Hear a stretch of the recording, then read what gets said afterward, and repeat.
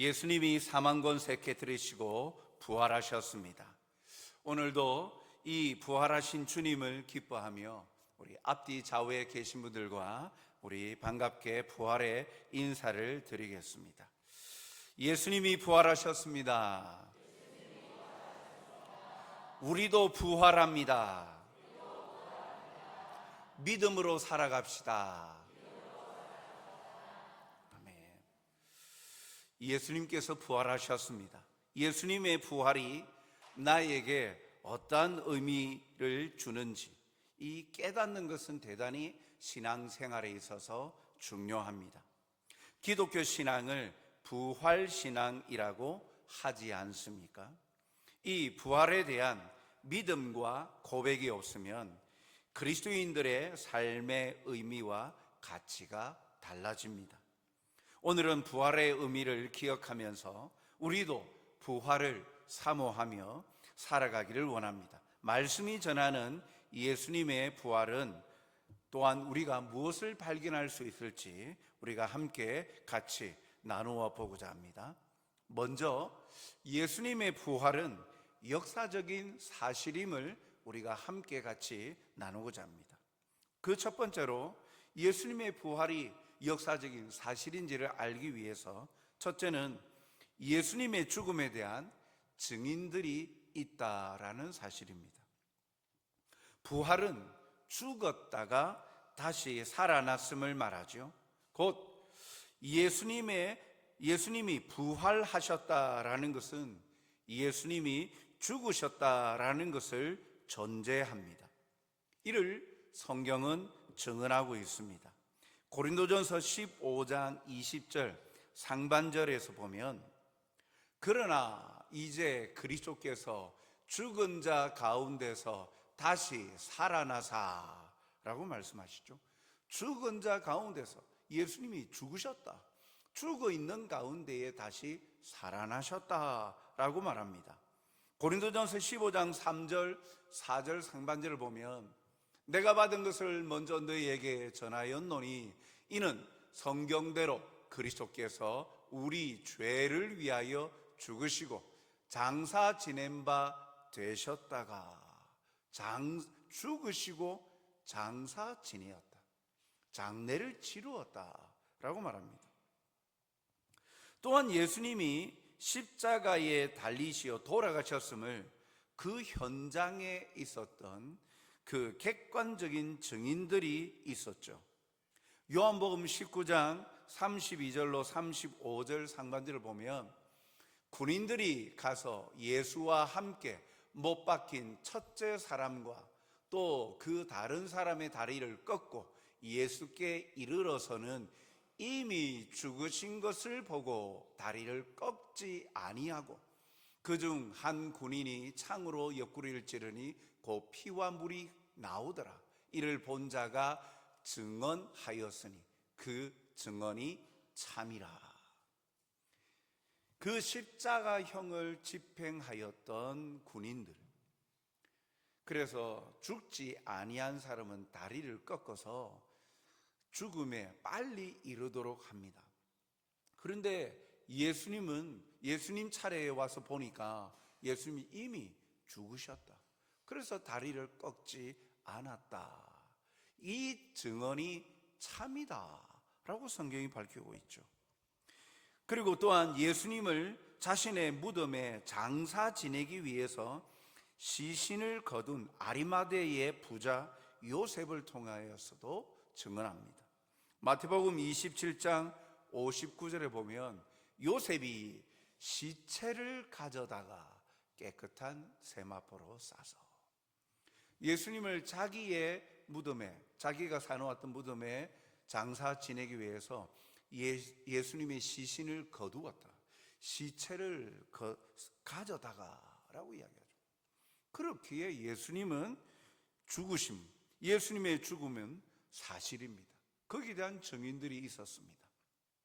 그리고 또한 이 예수님은 부활하셨죠. 예수님 부활에 대한 증인들도 있습니다. 막달라 마리아와 제자들이 예수님의 무덤이 비워 있는 것을 확인하였습니다. 그리고 또한 그 예수님께서 부활하셨음을 천사가 증언하죠. 마태복음 28장 6절을 보면 그가 여기 계시지 않고 그가 말씀하시던 대로 살아나셨느니라. 와서 그가 누우셨던 것을 보라. 안식 후 첫날 막달라 마리아와 다른 마리아가 무덤 문이 열려 있는 것을 보고 새벽에 깜짝 놀랐는데 거기에 천사가 살아나셨다, 여기 누우셨던 것을 보라 라고 하죠. 그리고 예수님을 직접 만난 이들이 있습니다. 안식 후 첫날 무덤에 갔던 여인들이죠. 마태복음 28장 8절 9절을 보면 그 여자들이 무서움과 큰 기쁨으로 빨리 무덤을 떠나 제자들에게 알리려고 다름질할새 9절 예수께서 그들을 만나 이르시되 평안하냐 하시거늘 여자들이 나아가 그 발을 붙잡고 경배하니. 이 막달라 마리아와 다른 마리아가 예수님을 직접 만났습니다. 또한 고린도전서 15장 5절로부터 8절까지 보면 많은 사람들이 예수님을 만났음을 증언하고 있죠. 5절에 게바, 베드로죠. 게바에게 보이시고 후에 12 제자에게와 9절, 6절 상반절에 그 후에 500여 형제에게 일시에 보이셨나니 7절에서 8절 그 후에 야고보에게 보이셨으며 그 후에 모든 사도에게와 맨 나중에 만삭되지 못하여 난 자 같은 내게도, 자기 바울을 말합니다. 내게도 보이셨느니라 라고 말합니다. 이와 같이 예수님은 죽으신 것이 사실입니다. 그리고 예수님은 죽으셨다가 부활하셨음도 사실이죠. 이렇게 많은 증인들이 있습니다. 사랑하는 성도 여러분, 하나님은 거짓되지 않으시고 참이십니다. 그러니 하나님의 말씀 또한 거짓이 아니라 진리입니다. 고린도전서 15장 4절 하반절을 보면 진리 되신 하나님의 말씀이 성경대로 사흘 만에 다시 살아나사. 진리인 성경이 증언하고 있습니다. 예수님은 부활하셨습니다. 우리가 눈으로 보지 아니하였다고 사실이 아닌 것으로 부정하는 것은 추정일 뿐이고 고집일 뿐입니다. 예수님은 죽으셨다가 부활하셨음을 믿는 여러분들이 다 되시길 주님의 이름으로 축복합니다. 예수님의 부활은 또한 우리에게 소망을 줍니다. 왜 그렇습니까? 예수님의 부활이 한 개인의 기적과 같은 사건으로만 그치지 않기 때문입니다. 고린도전서 15장 20절에 보면 그러나 이제 그리스도께서 죽은 자 가운데서 다시 살아나사 잠자는 자들의 첫 열매가 되셨도다. 죽은 자 가운데서 다시 살아나사 잠자는 자들의 첫 열매가 됐다. 잠자는 자들, 죽은 자들을 말합니다. 비유적인 표현입니다. 깨어날 것이기 때문에 잠잔다라고 표현하죠. 그들의 죽음이 영원한 죽음이 아니라 다시금 살아날 것을, 다시금 부활할 것을 말씀하죠. 그래서 잠자는 자들의 첫 열매, 예수님이 부활하시고 그 뒤에 예수님의 부활과 같이 영화로운 몸을 입고 또한 부활하게 될 것을 말씀하죠. 그리고 그 주님의 재림의 때에 일제히 부활하게 됩니다. 고린도전서 15장 51절 52절 말씀을 보면 보라 내가 너희에게 비밀을 말하노니 우리가 다 잠잘 것이 아니요 마지막 나팔의 순식간에 호련히 다 변화되리니. 나팔 소리가 나매 죽은 자들이 썩지 아니할 것으로 다시 살아나고 우리도 변화되리라. 썩지 아니할 것으로 다시 살아나고 우리도 변화될 것이다. 변화되어 다시는 썩지 아니할 그런 영광의 몸으로 입고 부활하게 될 것을 말씀하고 있습니다. 예수님의 부활을 시작으로 죽은 자들의 부활이 이어집니다. 이 부활은 썩지 아니하는 영광스러운 몸으로 변화됩니다. 예수님을 구주로 고백하는 모든 그리스도인들 뿐만 아니라 모든 자들의 부활이 있습니다. 고린도전서 15장 21절에 사망이 한 사람으로 말미암았으니 죽은 자의 부활도 한 사람으로 말미암느니라.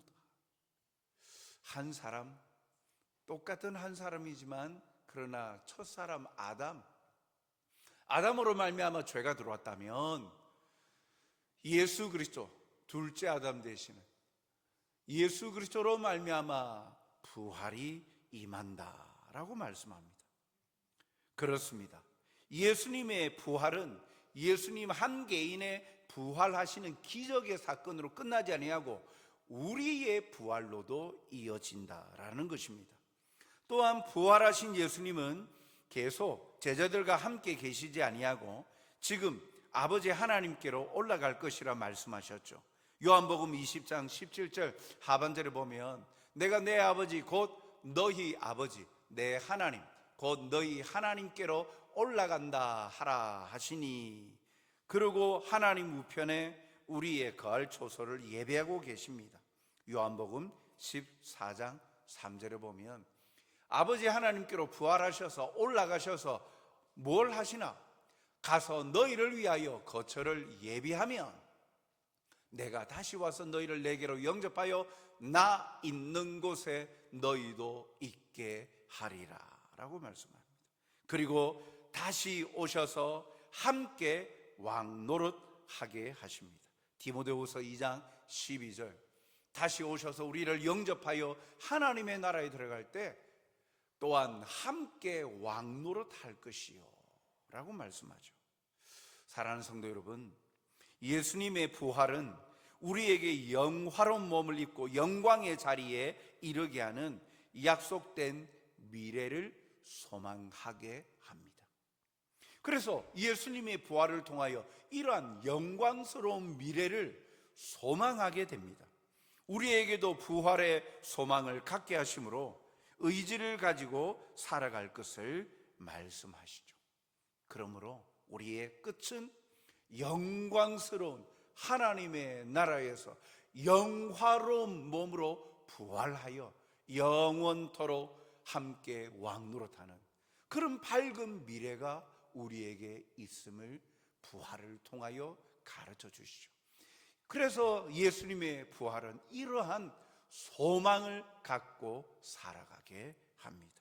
이 부활 소망을 안고 살아가시는 저와 여러분이 되시길 주님의 이름으로 축복합니다. 그리고 또한 이 예수님의 부활이 만약에 이 예수님의 부활이 없었다면 어떤 일이 우리에게 일어날까요?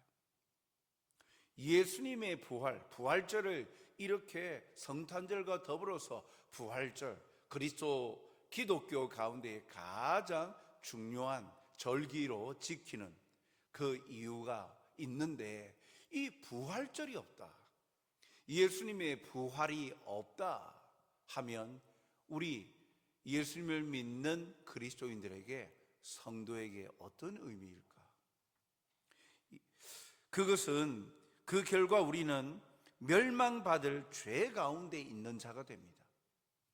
고린도전서 15장 17절을 보면 그리스도께서 다시 살아나신 일이 없으면 너희의 믿음도 헛되고 너희가 여전히 죄 가운데 있을 것이다 라고 말하죠.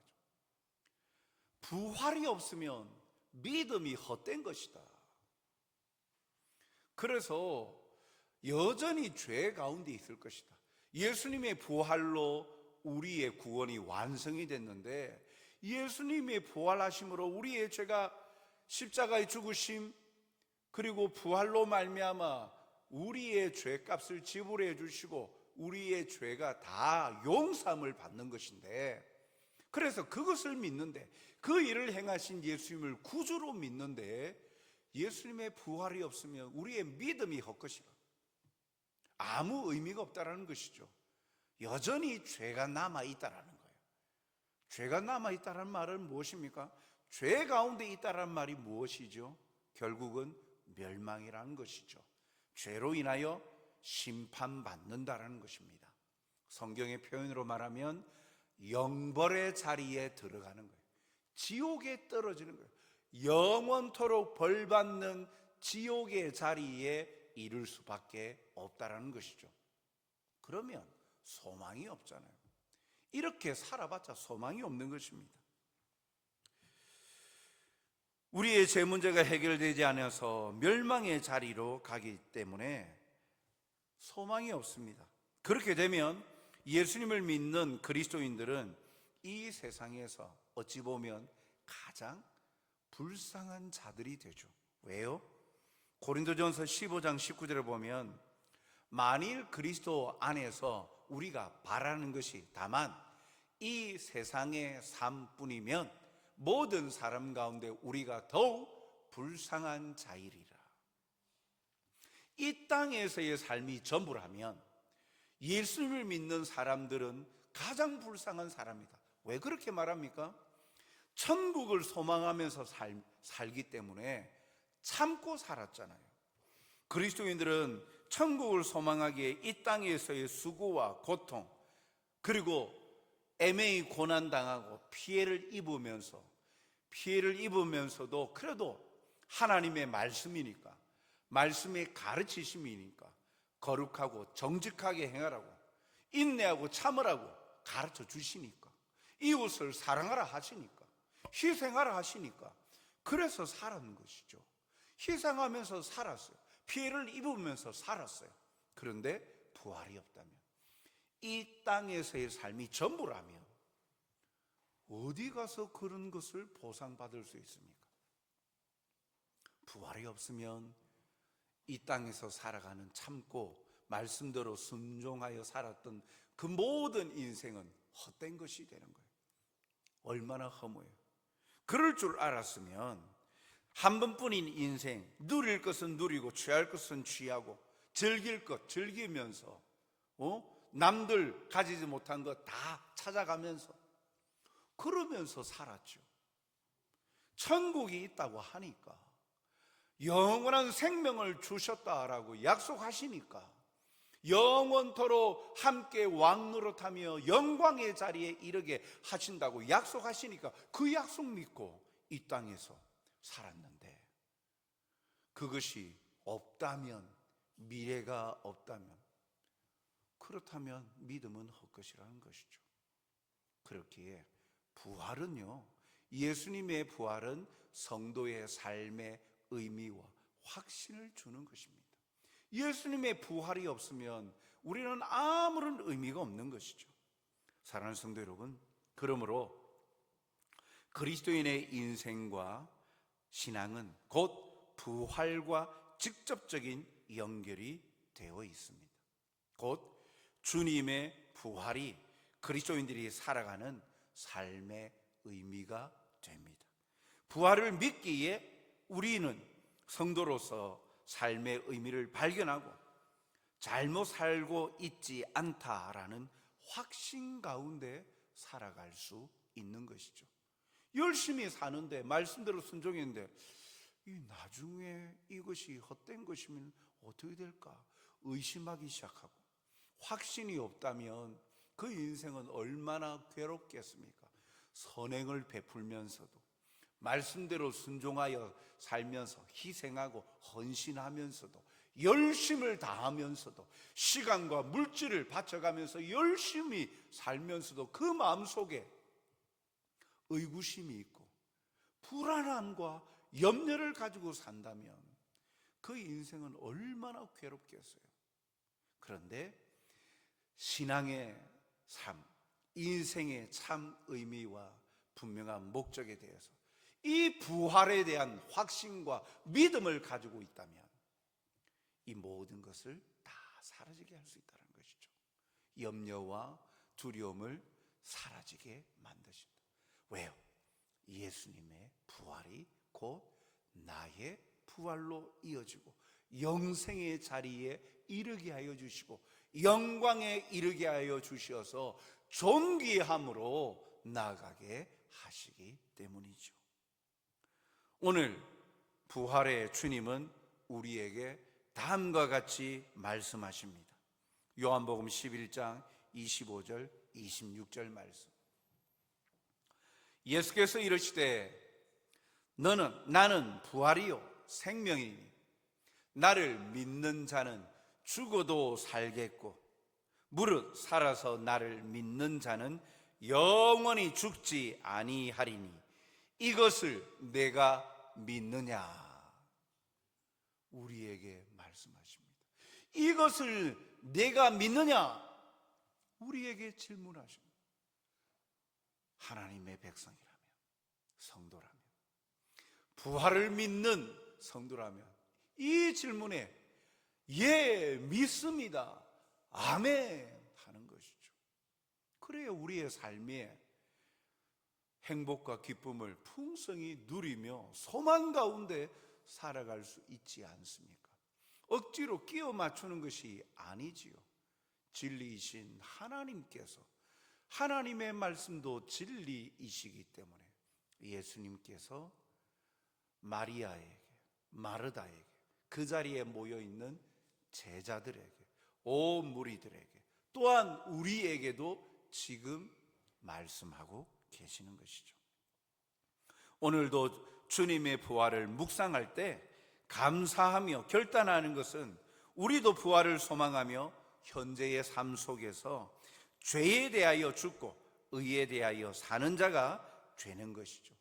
날마다 죄의 유혹을 받는 자신을 쳐서 말씀에 복종하고 순종함으로 흔들리지 않는 믿음의 자리에서 진정한 행복과 승리를 경험하는 저와 여러분이 되시길 주님의 이름으로 축복합니다.